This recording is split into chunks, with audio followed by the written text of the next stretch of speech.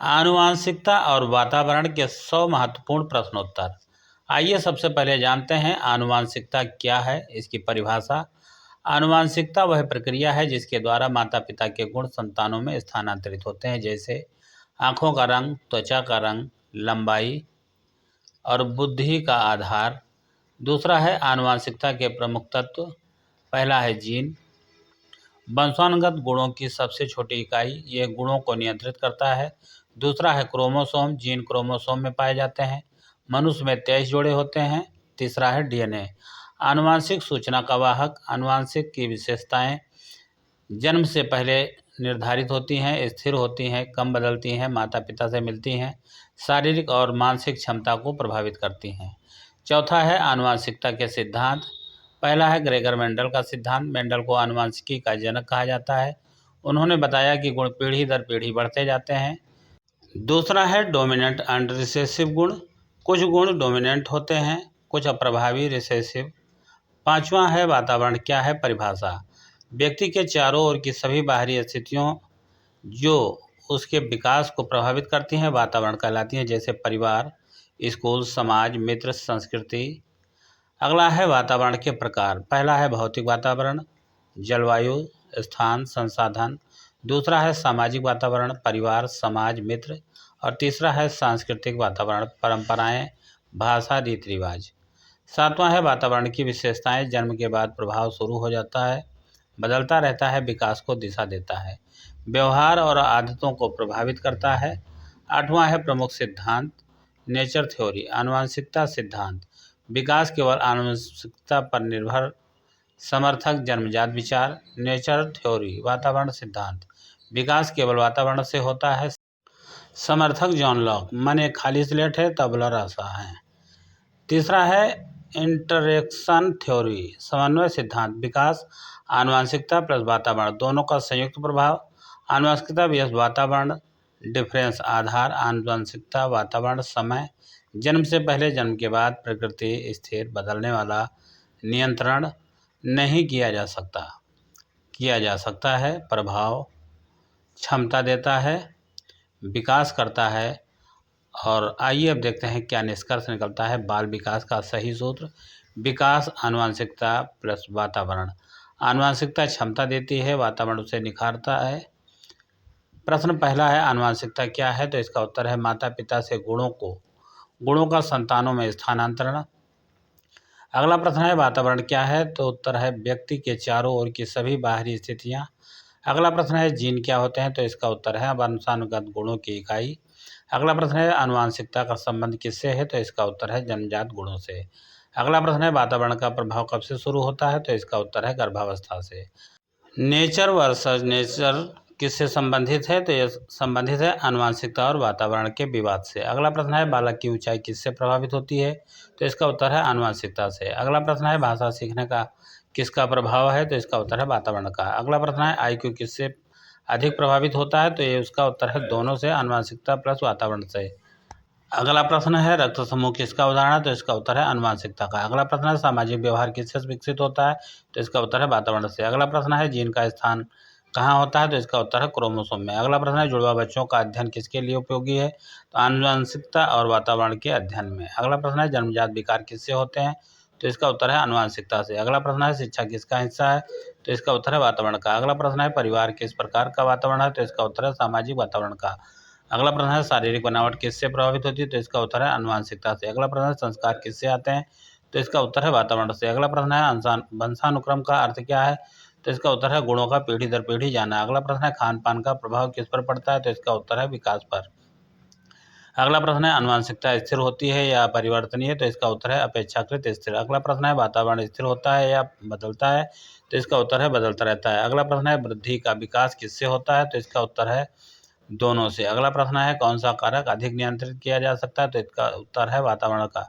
अगला प्रश्न है विद्यालय किसका उदाहरण है, तो इसका उत्तर है औपचारिक वातावरण का। अगला प्रश्न है खेल कूद किसे प्रभावित करता है, तो इसका उत्तर है शारीरिक विकास को। अगला प्रश्न है आनुवंशिकता का अध्ययन किसने किया, तो इसका उत्तर है मेंडल ने। अगला प्रश्न है वातावरण का मुख्य घटक क्या है, तो इसका उत्तर है सामाजिक और भौतिक तत्व।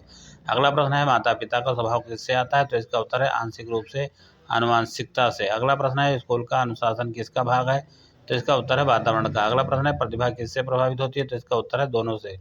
अगला प्रश्न है संगीत प्रतिभा किससे जुड़ी है, तो इसका उत्तर है आनुवांशिकता प्लस अभ्यास से। अगला प्रश्न है बालक का व्यक्तित्व किससे बनता है, तो इसका उत्तर है दोनों से। अगला प्रश्न है क्रोमोसोम कहाँ पाए जाते हैं, तो इसका उत्तर है कोशिका के नाभिक में। अगला प्रश्न है माता पिता की शिक्षा का प्रभाव किस पर पड़ता है, तो इसका उत्तर है बच्चे के वातावरण पर। अगला प्रश्न है व्यवहार का निर्माण कैसे होता है, तो इसका उत्तर है वातावरण से। अगला प्रश्न है बालक की आदतें किससे बनती हैं, तो इसका उत्तर है वातावरण से। अगला प्रश्न है आनुवंशिकता का दूसरा नाम क्या है, तो इसका उत्तर है वंशानुक्रम। अगला प्रश्न है गरीबी किसका हिस्सा है, तो इसका उत्तर है वातावरण का।